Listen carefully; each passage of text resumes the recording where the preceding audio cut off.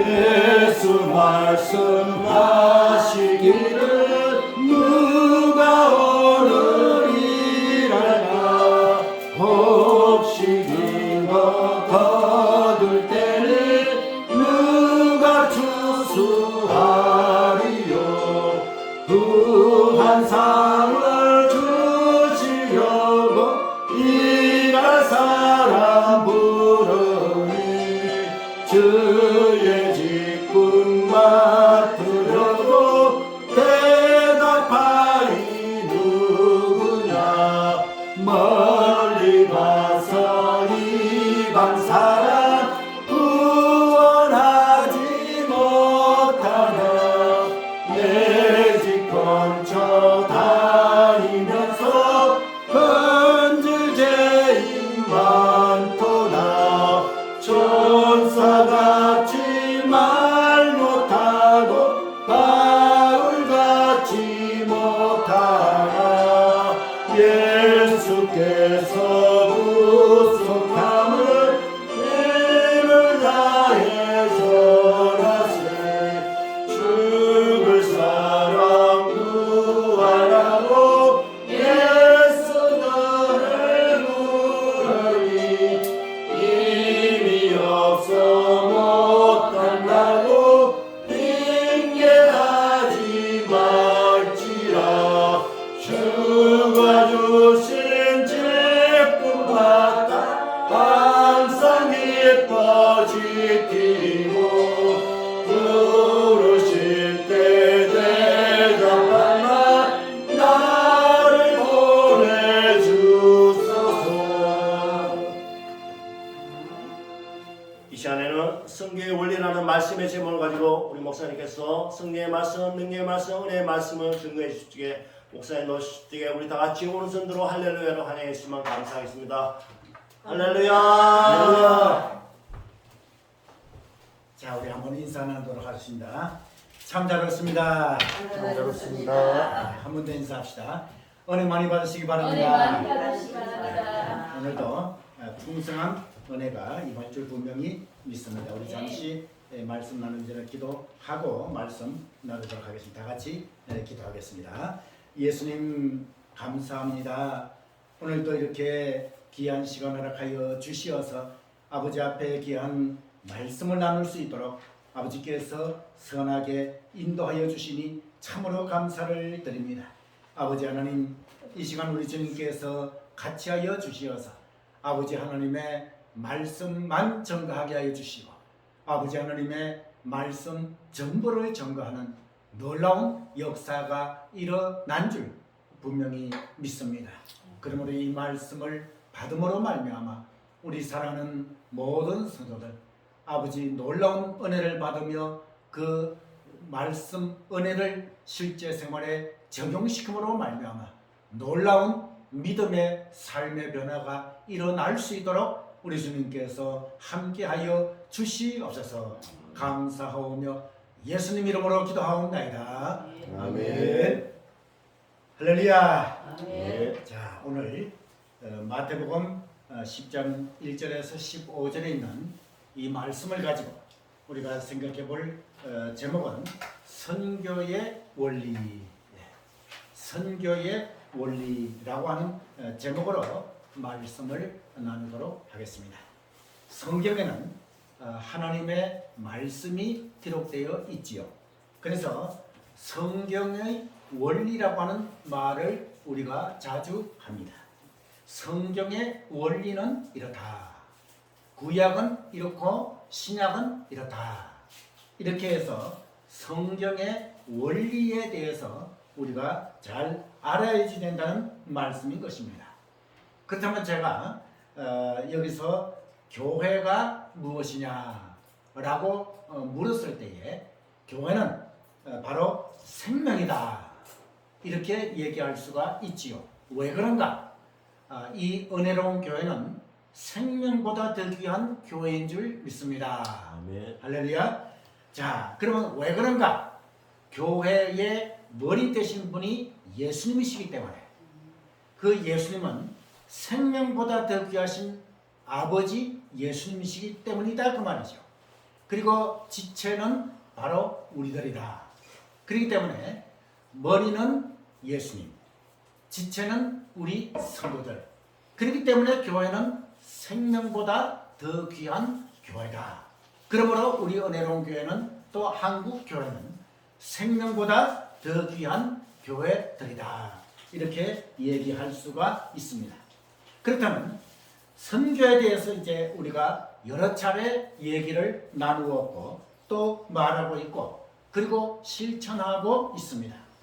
그러면 조금 전에 교회가 무엇이냐라고 물었을 때에 생명이다 라고 얘기를 했는데 선교가 무엇이냐라고 얘기할 때에 우리는 어떻게 대답을 해야지 될까요? 선교가 무엇이냐? 자, 여러분들 땅끝까지 이르러 내 증인이 되리라 라고 하는 말씀이 나오죠. 여기에서 증인이라고 하는 것은 마르투스라고 하는 말이에요. 이 마르투스는 바로 증인이라고 하는 그러한 말인데요. 그 뜻이 뭐냐? 바로 순교입니다. 그러니까 증인이 되라. 이거는 순교하라 그런 뜻이에요. 그래서 선교는 뭐냐? 순교다. 이렇게 얘기할 수 있는 거예요. 그렇기 때문에 선교사는 죽으러 가는 겁니다. 탄자니아, 또 감비아, 그리고 말라위, 태국, 캄보디아 등등 이렇게 나아가서 선교를 하고 있는 우리 선교사님들 죽으러 가는 거예요. 누구를 위해서 죽는 거예요? 예수님을 위해서 죽는 거예요. 예수님을 위해서 죽으러 가는 그러한 심정으로 가면 산다 그 말이에요. 이것이 바로 선교의 원리라고 할 수가 있습니다. 그렇기 때문에 우리는 오늘 본문을 중심으로 이 선교의 원리가 어떠한 것인가에 대해서 바로 깨달아가지고 우리가 선교를 해야지 된다 그 말이죠.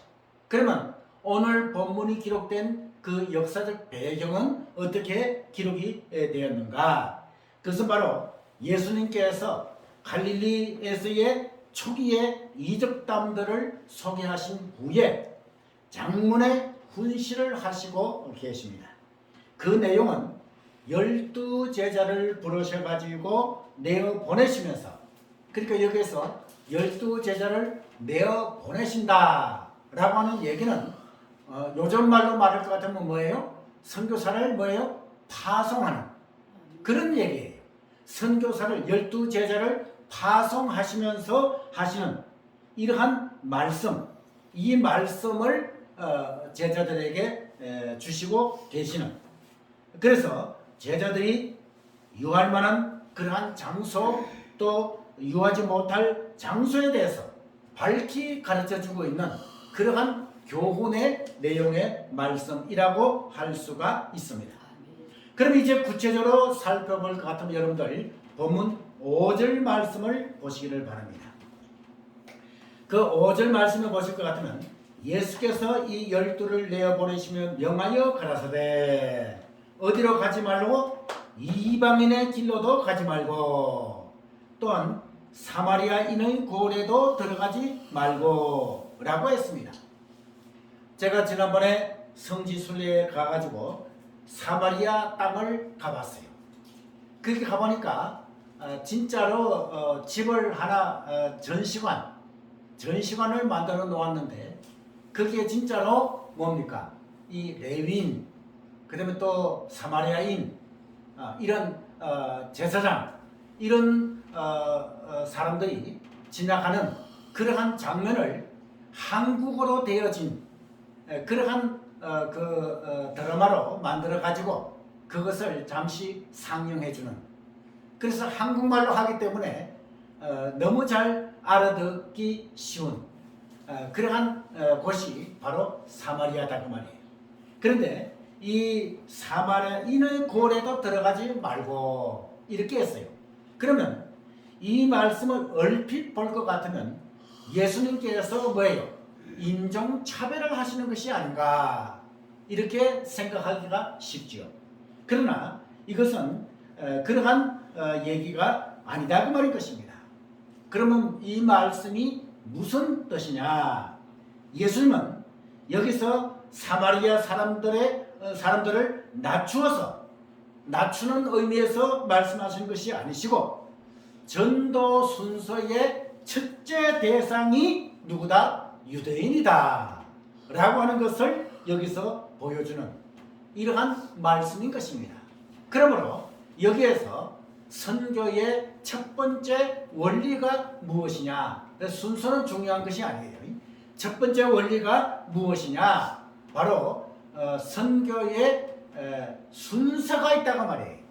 아무데나 가서 막 이렇게 무턱대고 전도하는 것이 아니라 선교할 때, 전도할 때 순서가 있다고 말이에요. 그래서 그 순서가 뭐예요? 제일 먼저는 누굽니까? 유대인들입니다.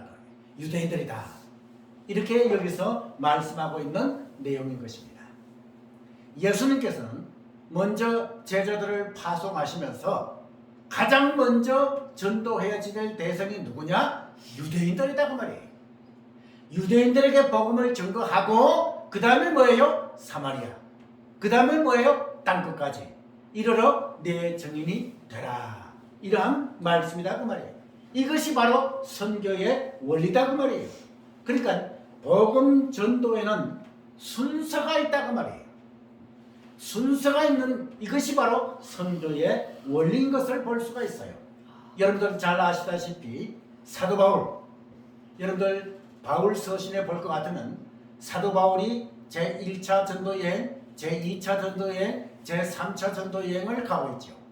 근데 거기에 사도행전이라든지 바울 서신에 여러 군데에 볼 것 같으면 사도 바울은 가는 곳마다 가장 먼저 복음을 전도한 대상이 누구냐? 유대인이라고 말이에요. 유대인이라고 말이에요. 이것은 바로 예수님의 그 복음 전도에 유효한 순서가 있다고 하는 것을 잘 깨닫고 먼저 유대인에게 복음을 전거한 이러한 것을 우리는 여기서 볼 수가 있습니다. 그 다음에 우리는 이제 이 말씀을 계속해서 볼 것 같으면 우리의 선교 첫째 대상이 어디인가? 그러니까 예수님께서 제자들을 파송하실 때에 가장 먼저 복음을 전거하고 또 전도해야 될 대상이 유대인이라고 그랬어요. 그렇다면 우리나라로 봐서 우리가 이제 목사, 강도사, 전도사 또 장로, 권사, 집사 이런 교역자들과 성도들이 가장 먼저 복음의 대상자로 삼아야 될 자가 누구냐? 우리 민족이다 그 말이에요. 그러니까 우리나라 사람이 우리나라 교역자 그러니까 한국의 교역자가 한국의 성도들이 가장 먼저 전도의 대상을 삼을 자가 누구냐? 한국 사람들이다 그 말이에요. 이것을 여기서 우리들에게 보여주고 있다고 말이에요. 그래서 여러분들 국내 선교, 국외 선교라고 하는 말을 많이 들어보셨죠. 그래서 국내 선교란 말이 여기서 나온 거예요. 그러면 우리는 국내 선교를 하면서 국외 선교를 해야지 된다. 이렇게 가르쳐주고 있다 그 말인 것입니다. 그렇다면 우리 은혜로운 교회는 지금까지 9가정의 선교사님들을 후원하고 있어요. 그게 지난 5월달까지는 새 교회를 우리 교회에 있는 새 교회를 개척교회를 후원을 했었어요. 그렇게 하다 보니까 너무 아직까지 좀 힘이 들기 때문에 5월달까지 세계 개척교회를 후원을 중단하고 이제는 국외 선교에 전념을 하게 되는 이러한 상황에 있다고 하는 것을 여러분들에게 말씀을 드리는 것입니다. 그렇다면 파송된 제자들에게 어떠한 일들을 하라고 하셨는가? 이게 참 중요하지요. 그러니까 예수님께서 제자들을 파송하면서 이러한 일들을 하라. 이러할 때는 이렇게 하라. 이러할 때는 저렇게 하라. 라고 하면서 오늘 본문에 말씀하고 있는 이러한 내용을 우리는 여기서 볼 수가 있지요. 자, 그러면 먼저 여러분들 8절 말씀을 보시기를 바랍니다. 8절 말씀에 볼 것 같으면 자 우리 같이 한번 읽어보실래요? 8절 말씀 시작. 병든 자를 고치며 죽은 자를 살리며 문둥이를 깨끗하게 하며 귀신을 쫓아내되 너희가 그저 받았으니 그저 주어라. 예. 자 제자들에게 파송하면서 어떻게 하라고 말씀하셨어요? 병든 자를 고치며 그 다음에 또 뭐예요? 약한 것을 고치는 이러한 일들을 하라. 그럼 여러분들 1절 말씀을 보시기를 바랍니다. 1절 말씀에 예수께서 그 12 제자를 부르사 더러운 귀신을 쫓아내며 모든 병과 모든 약한 것을 고치는 권능을 주시리라. 할렐루야. 네. 자 우리 예수님께서는 무턱대고 그냥 가서 복음을 전가하라 이렇게 하지 아니하시고 복음을 전가하기 전에 어떻게 하라고 했어요? 예수님께서는 제자들에게 뭐를 주셨어요? 권능을 주시리라. 그 권능이 뭐냐? 약한 것을 고치는 또 질병을 고치는 이러한 권능을 주시고 난 후에 복음을 전가하라. 이렇게 말씀하신 것을 볼 수가 있습니다. 여기에 바로 선교의 원리가 나옵니다. 두 번째 선교의 원리가 뭐냐? 선교사는 뭐를 받아야 된다? 권능을 받아야 된다 라고 하는 것입니다. 탄자니아에서 또 말라위에서 그리고 또 감비아에서 아시아에서 아프리카에서 복음을 전가할 때에 먼저 여러분들 선교사님들 그 선교사님들에게 권능을 달라고 여러분들 기도하셔야 돼요. 그런데요 제가 중국 선교를 15년째 계속 하고 있거든요. 이 중국 선교를 하고 있는데 국내에서는 안수기도를 해도 뭐예요?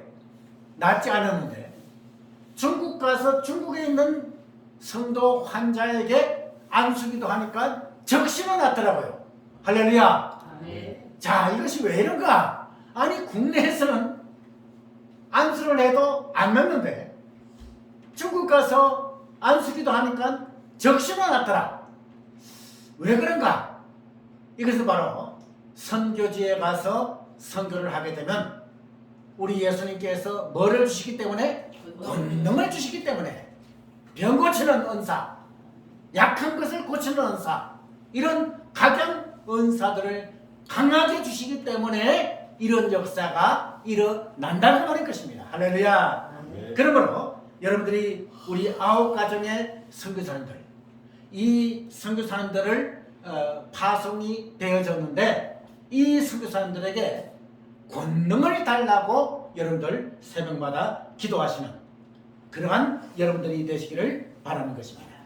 그 다음에 제자들이 한 일이 무엇입니까?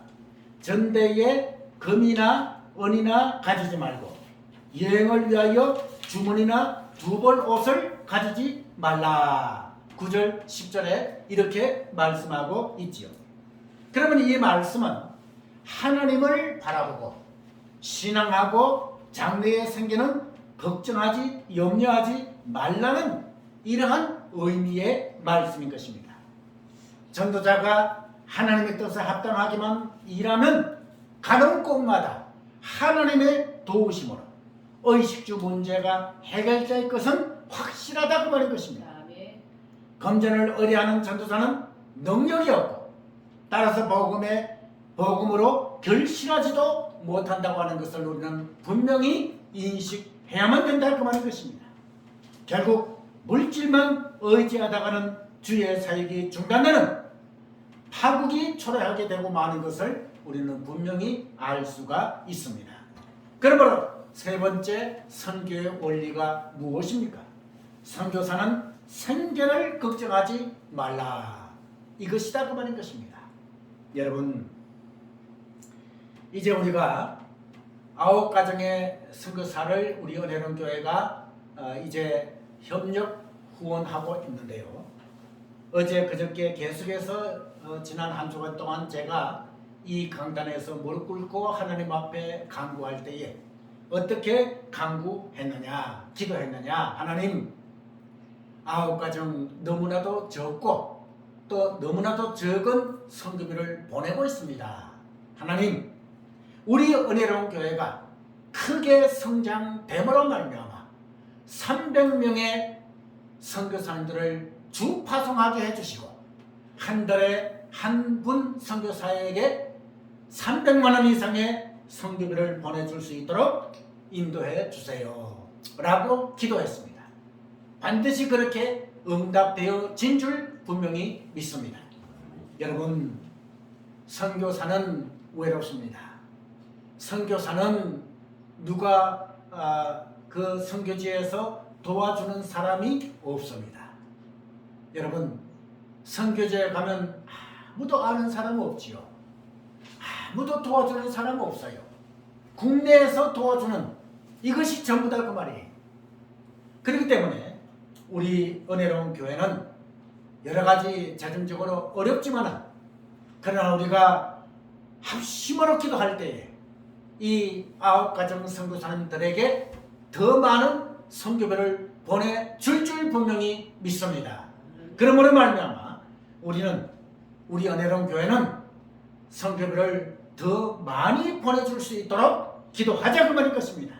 그럴 때에 반드시 하나님께서 우리 은혜로운 교회를 통해서 더 많은 선교비를 보내줄 줄 분명히 믿는 것입니다.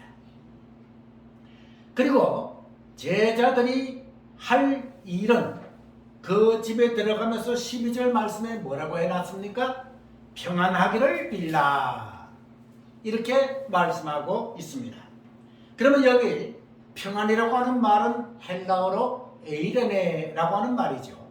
그래서 우리 한국말로는 뭐예요? 평안이라고 하기도 하고 평강, 평화, 화평 이렇게 말한다 그 말인 것입니다.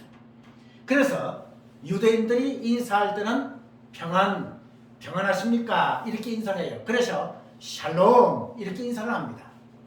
누구든지 인사를 할 때에 제가 이스라엘 가서 봤을 때에 현지 이스라엘 사람들이 인사하는 것을 제가 유심히 보았어요. 그럴 때 그들은 만날 때마다 샬롬 이렇게 인사를 합니다. 예. 그래서 저것이 평안하십니까? 그런 인사라고 하는 것을 제가 인식을 했지요. 그런데 헬라인들은 또 어떻게 인사를 하느냐? 은혜 이렇게 얘기를 하면 인사합니다. 은혜.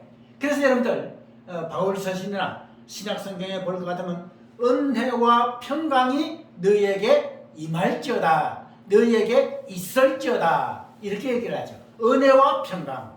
이것이 뭡니까? 유대인들과 그 다음에 또 헬라인들 인사하는 그러한 것으로 여기에서 인사를 하는, 성경에서 인사를 하는 그러한 내용인 것을 여기서 볼 수가 있습니다. 그런데 13절 말씀에 볼 것 같으면 그 빈 평안이 반드시 그 집에 임한다고 하였다 그 말인 것입니다. 이만큼 사도된 자의 영적인 권위, 그러니까 평안하기를 빌라라고 하면 그 빈 평안이 반드시 그 집에 임한다 라고 하는 얘기죠. 그렇기 때문에 사도의 축복권이 얼마나 그 귀한 권위가 있는 그런 것인가를 우리는 여기서 잘 볼 수가 있습니다. 그런데 16절 말씀을 우리가 볼 것 같으면요, 합당치 아니하면 그 평안이 너희에게 돌아올 것이니라. 자, 이것은 또 무슨 얘기입니까? 가는 곳마다 평안하기를 빌라 이렇게 얘기를 하셨죠. 그런데 그 평안을 그쪽의 상대방이 뭐예요? 받으면 그 평안이 그대로 임하고, 만약에 상대방이 그 빈 평안을 받지 않으면 그 빈 평안이 누구예요? 본인에게 다시 돌아온다. 이러한 말씀인 것을 여기서 볼 수가 있습니다. 여러분들, 남을 축복하는 자가 그 자신도 축복을 받게 되는 것을 더욱더 그 상대자가 악으로 갚을 경우에는 그 빈 평안이, 축복이 다시 본인에게 돌아온다고 하는 이런 것을 여기서 볼 수가 있습니다. 여러분 창세기 27장 37절 말씀해 볼 것 같으면 구약에서는 족장들의 축복이 절대적인 유선인 것을 우리는 잘 알 수가 있습니다. 그러니까 족장들의 축복, 선지자들의 축복, 그리고 사도들의 축복, 이것은 절대적인 유산이 있는 그러한 축복인 것을 우리가 잘 알 수가 있습니다. 그러면 오늘날 목사님들 축복, 목사님들이 해주는 축복, 이 축복이 얼마나 귀한 축복이고 이 축복이 여러분들 가정에 그대로 임한다고 하는 이러한 것을 여러분들 받으셔야지 된다 그 말인 것입니다. 여러분, 그러므로 저는 이 말씀에 의지해서 오늘 새벽에도 어제도 그저께도 계속해서 여러분들의 뭐예요? 이름까지 부르면서 축복 기도합니다. 아멘이 없네요. 아멘. 아멘. 여러분들 이름까지 부르면서 건강을 위해서, 가정을 위해서, 자녀손들을 위해서, 사업을 위해서 축복 기도한다고 말이에요. 아멘. 그러면 담임 목사가 이렇게 축복 기도하면 이 축복 기도가 여러분들 가정에 그대로 간다 안 간다? 간다 그 말이에요. 아멘. 근데 여러분들이 그 축복 기도를 받아들이지 아니하면 그 축복 기도가 나한테 다시 온다고 말이에요. 그런데 여러분들이 받아들이지 아니할 이유가 없다고 말이죠. 아멘. 그렇잖아요? 예. 그렇기 때문에 여러분들 우리 은혜로운교회 성도들은 평안하고 건강하고 또 물질 축복, 영적인 축복을 마음껏 받는 그러한 가정 성도들이 되어진 줄 분명히 믿습니다. 아멘. 그래서 네 번째로 선교의 원리가 뭐냐? 선교사는 가는 곳마다 평안하기를 빌어야 된다. 다시 말해서 가는 곳마다 축복해 줘야지 된다. 아멘. 라고 하는 얘기인 것입니다. 선교사는 오늘날 목사도 될 수가 있지요. 아멘. 담임 목사는 가는 곳마다 축복해 줘야지 된다. 라고 하는 것입니다. 이 축복을 받으면, 상대방이 받으면 그 가정에 그대로 임하고, 받지 않으면 그 빈 평안이 축복이 나에게로, 교육자에게로 다시 온다. 그러므로 여러분들 교육자가, 목사가 빈 평안 축복, 이 축복을 그대로 100% 받으시는 그러한 여러분들 되시기를 바랍니다. 아멘. 자, 그러면 이제 다시 정리하겠습니다. 여러분들 선교의 원리에 대해서 네 가지로 우리는 나누어서 살펴보았습니다. 이 선교의 원리를 우리가 잘 지켜 나가야지 된다 그 말인 것입니다. 그렇다면 이제 다시 최종적으로 결론이 뭐냐? 여러분, 우리 은혜로운 교회가 9가정을 선교한다고 했습니다. 그런데 이 9가정은 너무나도 적습니다. 그렇다면 여러분들 이 적지만은 우리가 하나님 앞에 선교를 위해서 기도할 때에 여러분들 뭐라고 적어놨습니까? 온 세계 뭐예요? 선교하고, 예, 온 세계 선교하는 은혜로운 교회다 그 말일 것입니다. 그렇기 때문에 여러분들이 내는 한 달에 또 얼마씩 내시는 이러한 이 선교 헌금은 너무나도 귀한 선교 헌금이다 그 말이에요. 여러분들요, 우리 한국 돈 10,000원이면 선교지에는 10만원, 20만원 가치가 있습니다. 그만큼 귀하다 그 말이에요. 그렇기 때문에 여러분들이 선교 헌금을 드린다 그 말인 것입니다. 그러면 하나님께서는 여러분들이 드리는 선교 헌금을 받으시고 그대로 입을 싹 닦으시는 하나님이신가? 그게 아니다 그 말이에요. 너희에게 뭐예요? 너희에게 안겨주리라. 다시 말해서 흔들어 뭐예요? 넘치도록 너희에게 안겨주리라 라고 말씀하시다 그 말입니다. 그러므로 여러분들이 내시는 선교헌금 한 달에 얼마씩 내죠. 그 내는 선교헌금의 7만 배 이상으로 여러분들에게 안겨주신다고 말이에요. 그렇기 때문에 얼마나 좋습니까? 선교하니 선교사님들에게 선교비를 보내주니 좋고, 또 선교하는 사람은 뭐예요? 선교를 하고 안겨주시는 7만 배 이상으로 안겨주시는 그 축복을 받으니까 좋고 이거 일거양득 아니냐 그 말이죠. 얼마나 감사하냐 그 말이에요. 그렇기 때문에 최종 선교의 원리가 무엇입니까?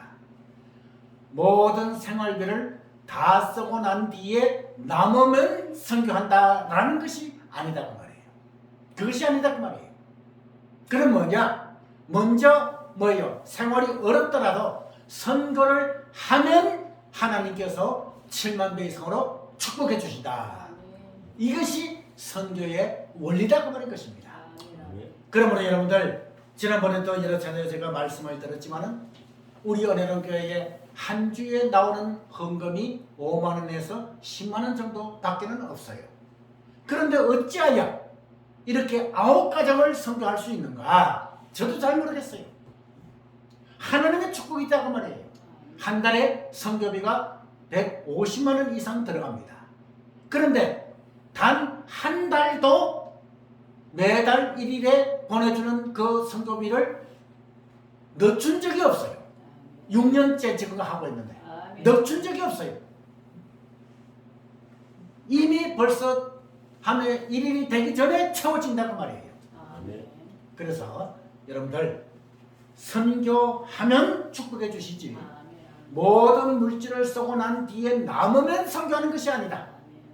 그러므로 선교할 때에 선교하면 선교 사람들에게 좋고 또 선교하는 그 액수의 7만 배 이상으로 축복을 받으니까 좋고 이러니까 선교해야지 된다고 말이에요. 그러므로 앞으로 9가정이 아니라 30가정, 300가정 이상 하고 또 주 파송하는 300가정 이상 주 파송하는 우리 은혜로운 교회와 성도들이 되어진 줄 믿습니다. 그러므로 7만 배 이상의 축복을 받아 하나님 앞에 영광, 존귀, 권능을 돌려드리며 세세 무궁토록 영광을 받고 축복을 받는 그러한 은혜로운 교회와 여러분들이 되시기를 주님의 이름으로 축원합니다. 기도하겠습니다.